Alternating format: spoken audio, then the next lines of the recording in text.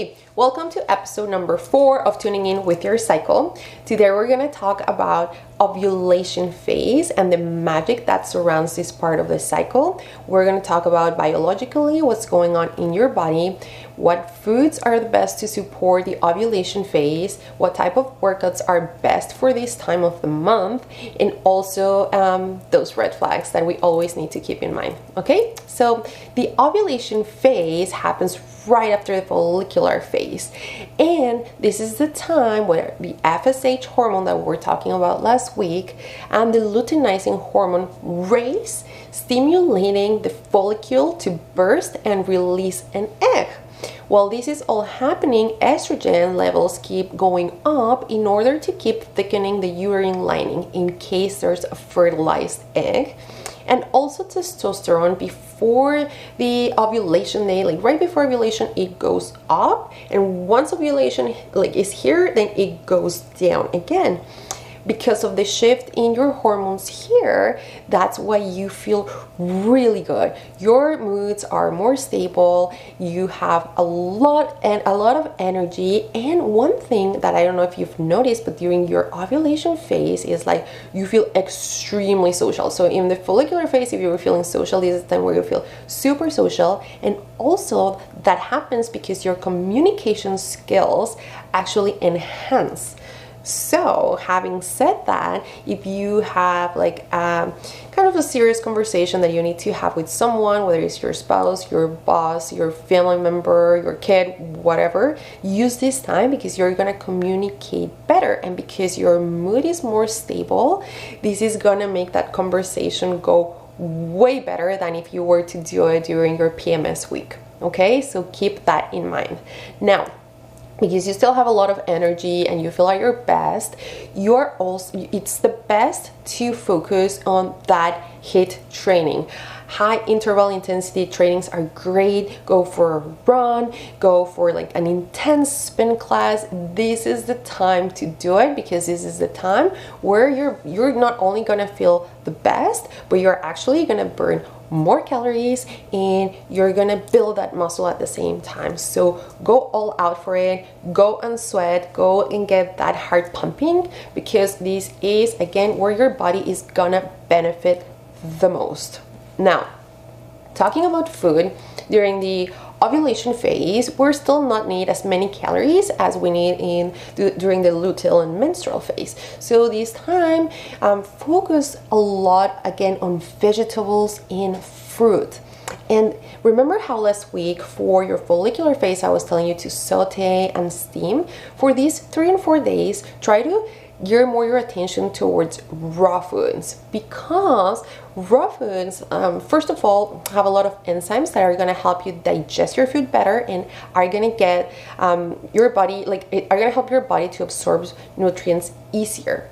Also, all these raw vegetables and these raw fruit, and the fruits have a powerful antioxidant called glutathione, and the glutathione helps your body, helps your liver especially, metabolize excess estrogen. So these will prevent symptoms associated with excess estrogen. And now that we're talking about those symptoms, so a couple of red flags to keep in mind during this time are if you are getting acne around your ovulation phase and you are feeling bloated, because those two things are signals that you may be having excess estrogen. Okay, so keep those two in mind, and if you're having that for your next cycle, try these raw foods. Try the raw foods, so salads, smoothies, anything that includes fruit bowls, all that are gonna really be supportive for your ovulation phase, and they're gonna help you feel less bloated, and hopefully they're gonna help you prevent that acne, especially if you're getting it right here. This is completely hormonal, so keep an eye on that, because again, that's sign of excess estrogen. Okay, so that's about it for the ovulation phase. And another cool fact that I forgot to mention, during this phase, and that's the magic of the ovulation,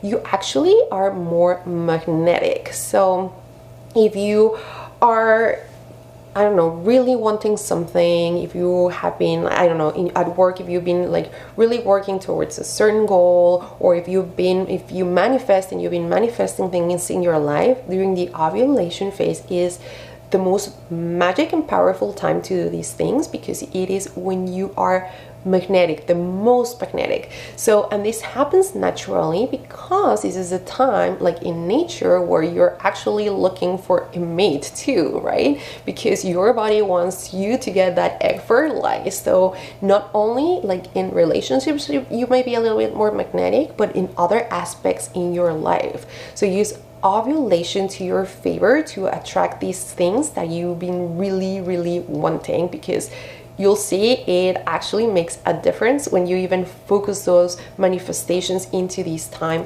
of the month. Okay, so just as a quick recap, your ovulation phase is, yeah, it's a time where you may get pregnant if you are looking into that. If you're not, it is a time where you have to be careful and use protection if you don't want to get pregnant, because this is a time.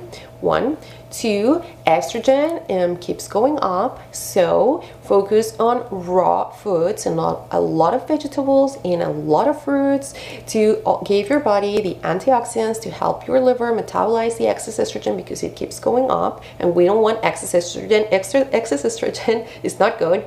Going like good amounts of rising estrogen are good. So focus on that. Exercise wise, remember HIIT. If you want to go for the HIIT class, go for it. If you want to go for intense cardio spinning, go for it. For I don't know, 10-kilometer run, go for it. Whatever suits your body, this is the time to do it. This is the time where you're going to burn more calories, and this is the time where you're going to be completely exhausted right after doing these type of trainings.